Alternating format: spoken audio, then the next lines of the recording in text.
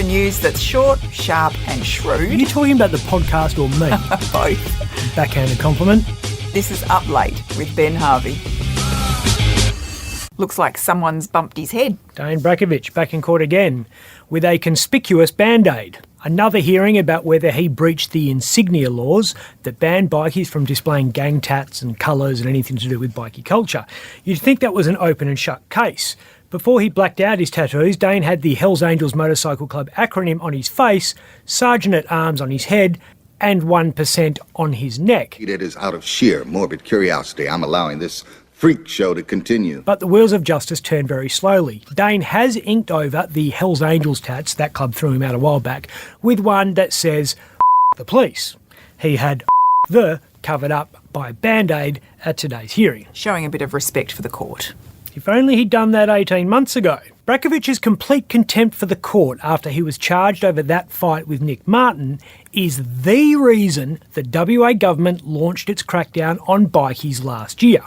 When Dayne strolled into Perth Magistrates Court with his tats out and sunnies on and clearly giving zero about what anyone thought, a lot of people were pissed off at the barefaced arrogance of it all. I mean, even Troy McCanty puts a collar on when he goes before a judge, even if it means a quick roadside wardrobe change. But Dayne strutted into court like a rooster, and that really pissed off this guy. Attorney General John Quigley was channel surfing that night when he stumbled upon the news. Can you tell us what the fight was about? WA's number one law officer was so appalled at the disrespect Brajkovich showed the justice system, he decided enough was enough. Quigley rang the cops and said, "What do you need to stop this kind of spectacle?" And 10 months after that phone call, the Criminal Law Unlawful Consorting and Prohibited Insignia Bill 2021 was introduced into state parliament. Every bikie who is pissed off at that legislation, which is to say every bikie, should have a little talk to old mate Dayne next time they run into him.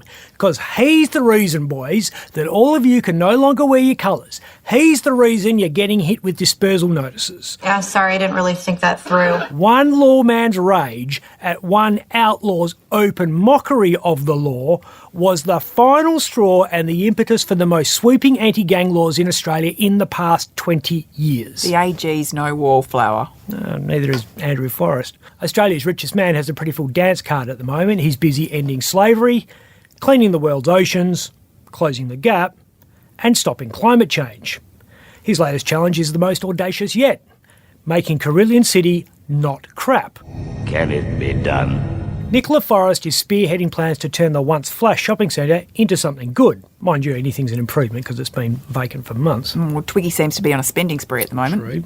The Carillion City purchase is one of a lot of commercial properties that he's snapped up. He's had the Old Swan Brewery for years. That's now the headquarters of Tattarang, which is the holding company through which the Forrests are buying the world, it seems. Tattarang gets the money from Andrew's twice-yearly dividend payments from his one-third stake in Fortescue Metals Group. Tattarang has 6 businesses. Carillion City and the brewery are part of a subsidiary called 58, which also owns this building on St George's Terrace and 2 accommodation properties in the Pilbara. Z1Z says it delivers unique experiences across accommodation, food and beverage, fashion and sport. It does what it says on the tin.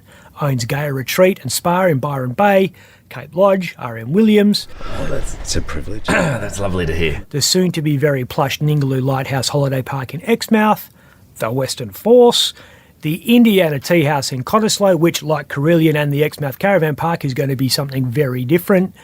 And he has grand plans in the works, along with fellow billionaire Kerry Stokes, for the East Perth Power Station. He loves a fixer-upper. He works on the philosophy of buying the best house in the worst street. He clearly likes Cottesloe as well as living there and buying the Indiana Tea House. He also owns Takura. Harvest Road is Forrest's food biz.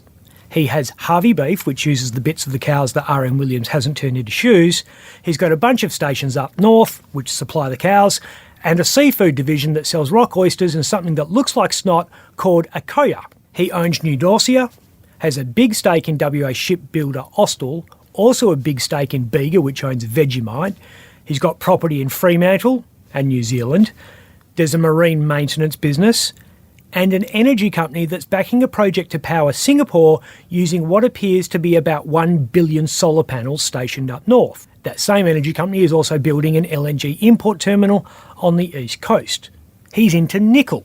Again, didn't let the bad taste of Anaconda stop him, and he's obviously well into iron ore. That's a lot of toys. You know, I don't think there's ever been an Australian, even going back to the days of the gold rushes or the height of the whaling and the forestry industries, ever been an Australian that has been walking around with this much money. Everyone will be working for him. It was Clint Eastwood, his voice coach. Sounds like he's gargling gravel. He's got $120 worth of blueberries and raspberries on the table. With that much roughage, he's going to be generating a few carbon emissions of his own. Except you. Get out of here. I'm Ben Harvey. If you'd like to watch Up Late with me, Ben Harvey, search for The West Australian on YouTube.